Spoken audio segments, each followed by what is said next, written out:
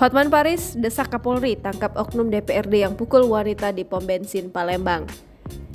Hotman Paris meminta tolong kepada Kapolri Jenderal Listio Sigit Prabowo agar memproses kasus video viral seorang oknum DPRD Palembang memukul wanita di SPBU.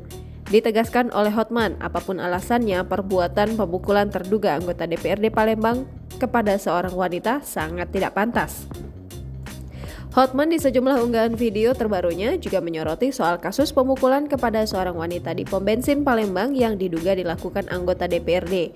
Sebelumnya, viral video seorang yang diduga oknum anggota DPRD Palembang berinisial MS dituding melakukan pemukulan terhadap seorang wanita di SPBU saat mengantri untuk mengisi bahan bakar.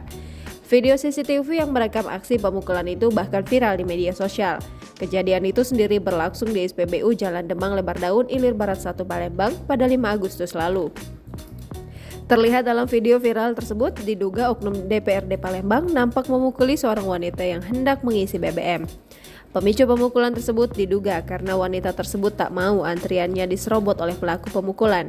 Atas kejadian yang viral tersebut, Hotman Paris mengatakan inilah saat yang tepat untuk Kapolri bertindak untuk memerintahkan Kapolda Sumsel menahan oknum DPRD Palembang tersebut.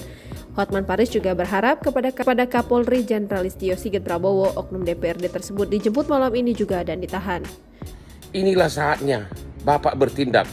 Tolong perintahkan kepada Kapolda Palembang agar oknum DPRD itu segera dijemput malam ini.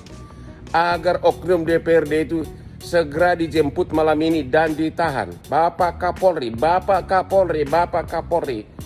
Negara ini negara hukum, Bapak. Jangan lupa subscribe, share, komen, dan like ya.